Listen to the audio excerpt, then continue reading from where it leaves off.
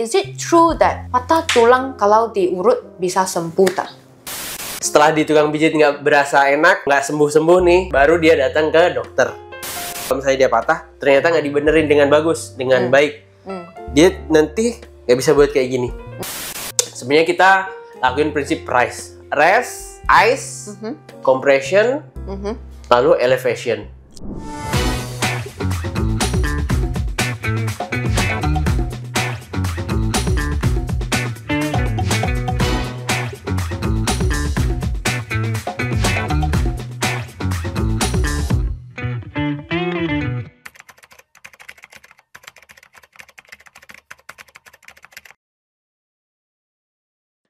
Hello, welcome back to our channel Medi Talk. I'm Steffi Kong, founder of Meditar. Dan saya Krisnan Priyanka, senior terapis di Meditar Kelapa Gading.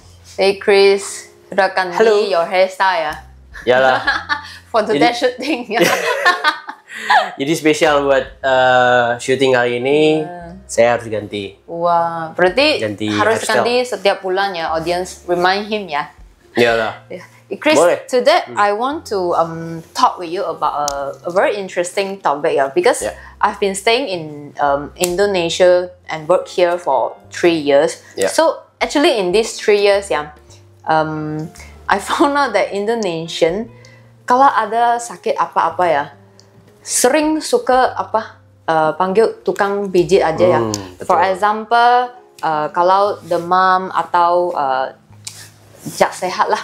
Oke, harus dipijit, masuk angin, harus minum tolak angin, harus dipijit gitu ya. Harus dikrokin gitu juga, gitu. Ya. Kalau ada patuk-patuk, panggil tukang pijit lagi ya, gitu.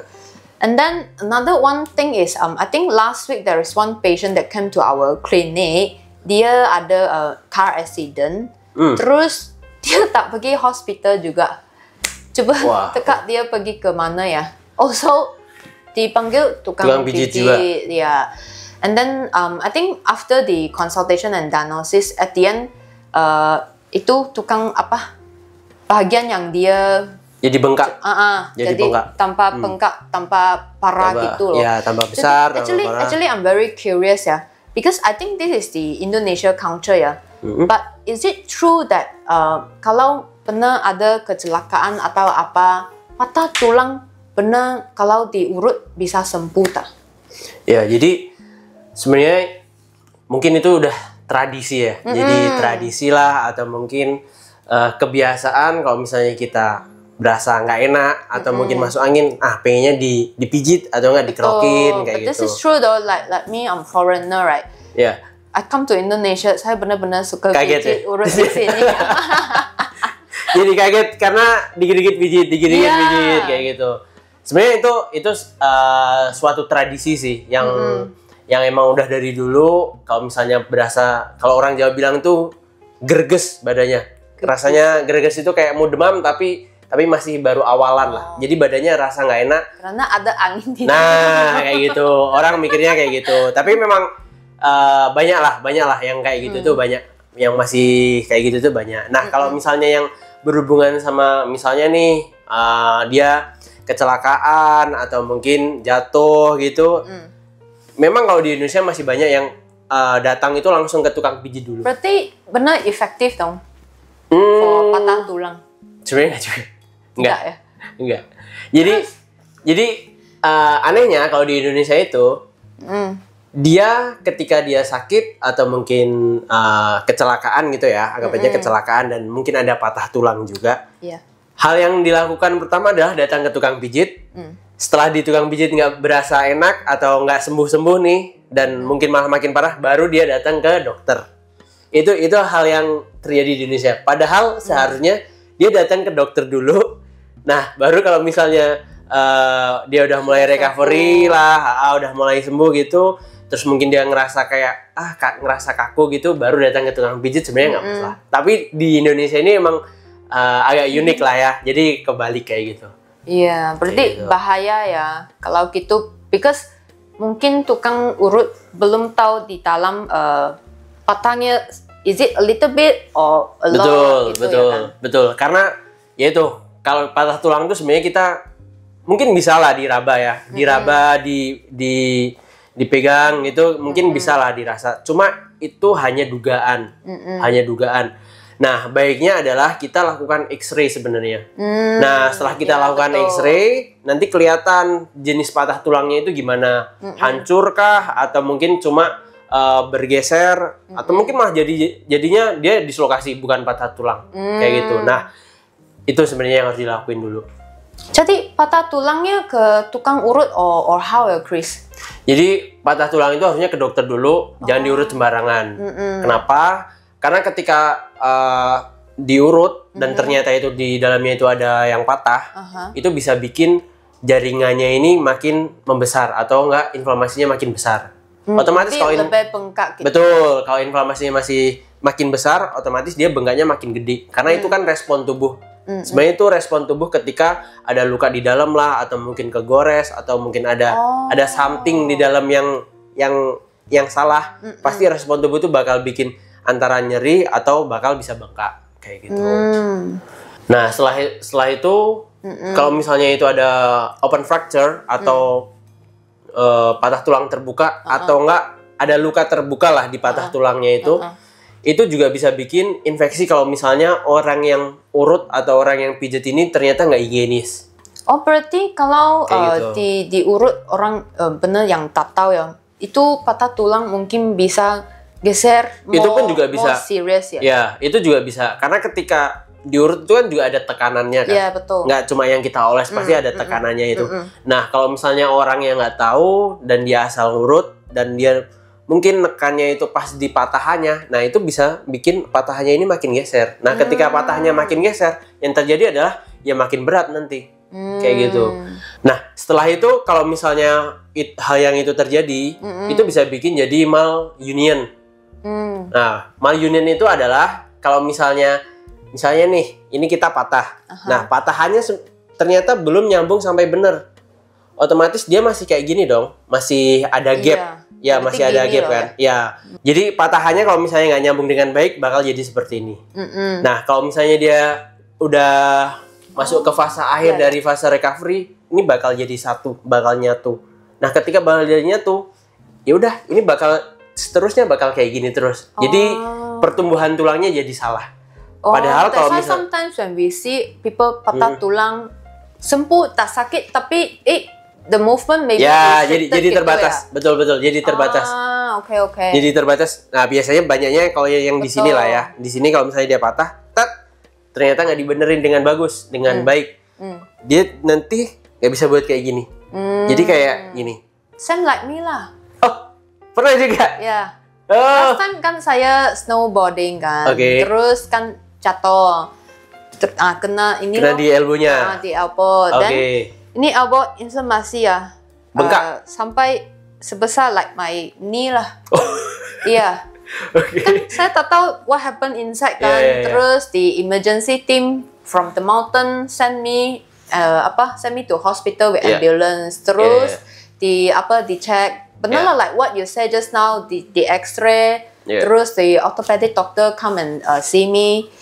Dibenarkan posisinya, and then saya wrap and go home. Gitu. Jadi sekarang bisa gini, atau enggak? Bisa. Ini saya pergi physio sangat rajin loh waktu itu. Oh, dulu berarti awal nggak bisa gini? Nggak bisa. Berarti gini ya? Makan pun tak bisa, makannya gini loh.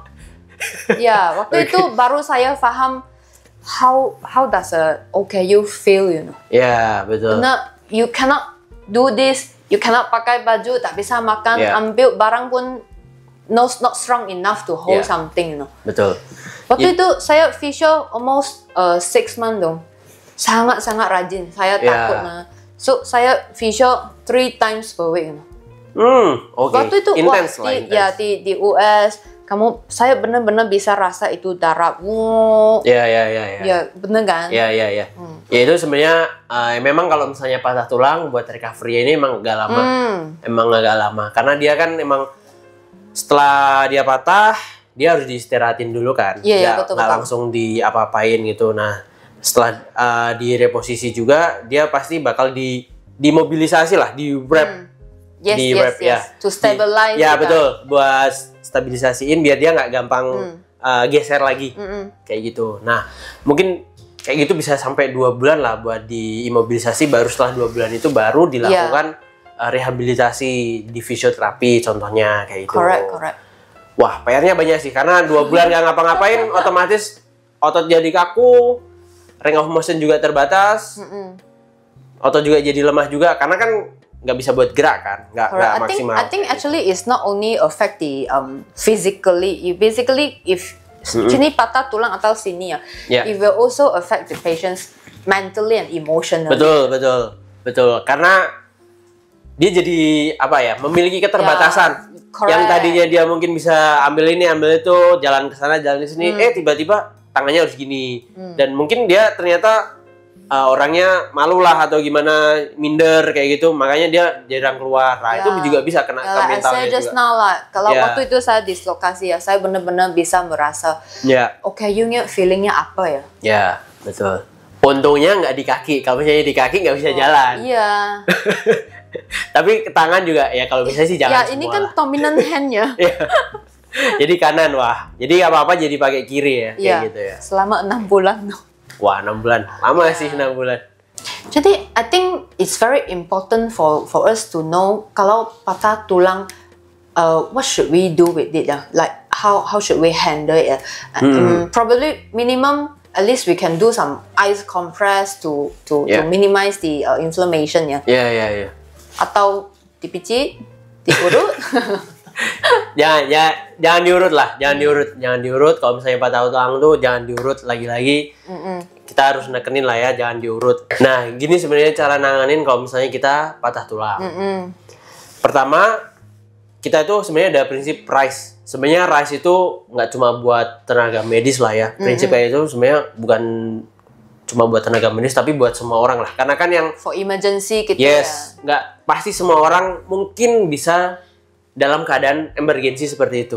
Nah, sebenarnya ini harusnya kalau boleh usul nih ke Pak Prabowo dimasukin ke kurikulum.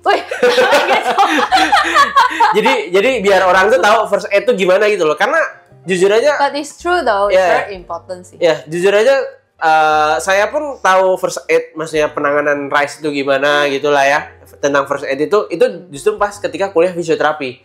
Pas di SMA atau mungkin di SD SMP kayaknya belum ada deh. Itu pas zaman saya ya. Nggak tahu kalau sekarang nih, kalau misalnya sekarang ada, ya syukurlah kayak gitu.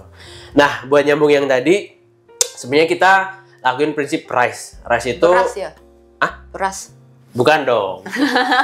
RICE, tapi bukan beras. Jadi rest, ice, compression, lalu elevation.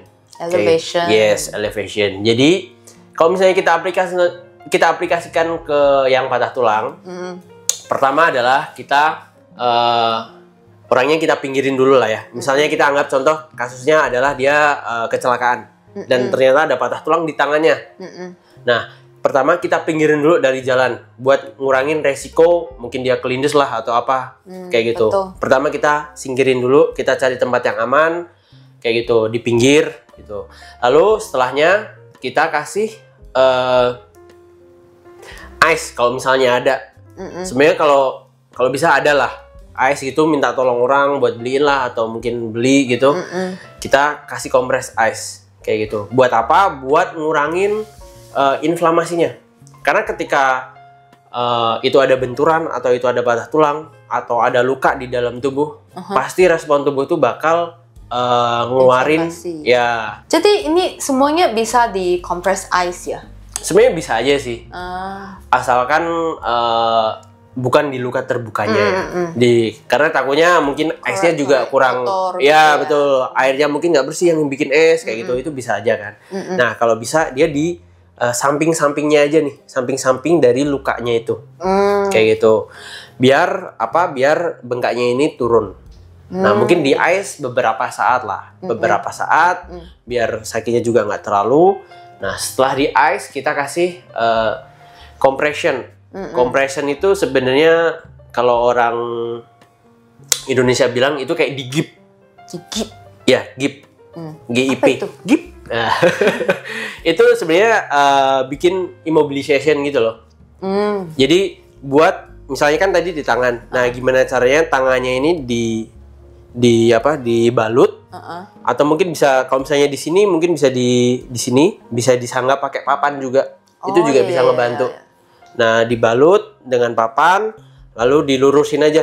Atau mungkin misalnya nih bener-bener emergensi, nggak ada balut, nggak ada papan. Coba cari kardus. Itu juga ya ini namanya pertolongan pertama lah ya. Jadi ini yang itu emergency team yang pernah letak support atau apa ya di tangan saya before I go to hospital. Ya, yang penting adalah dia menjaga biar ininya tetap lurus. Ya, benar. Kayak gitu.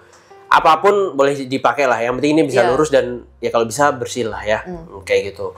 Nah, setelah di kompres, sudah dimobilisasi, imobilisasi, kita lakukan elevation. Elevation itu sebenarnya adalah kita angkat tangannya itu agak sedikit lebih tinggi daripada jantung. Buat apa? Buat biar darahnya ini balik lagi ke jantung biar nggak terjadi pembengkakan. Kayak gitu. Tapi kalau misalnya itu emang udah bener-bener emergensi banget, ya udahlah. Yang penting ininya diimobilisasi aja, nggak usah di elevation, sebenarnya nggak masalah. Supaya tak bisa. Ya tapi ini ya. ya tapi bener-bener setelah itu langsung menuju ke rumah sakit, bukan ke tukang urut. Kalau misalnya ke tukang urut ya nanti sama aja. Ya, betul. Kayak gitu. Okay, thank you, Chris. I think that's it for today. I hope everyone can learn something from our video.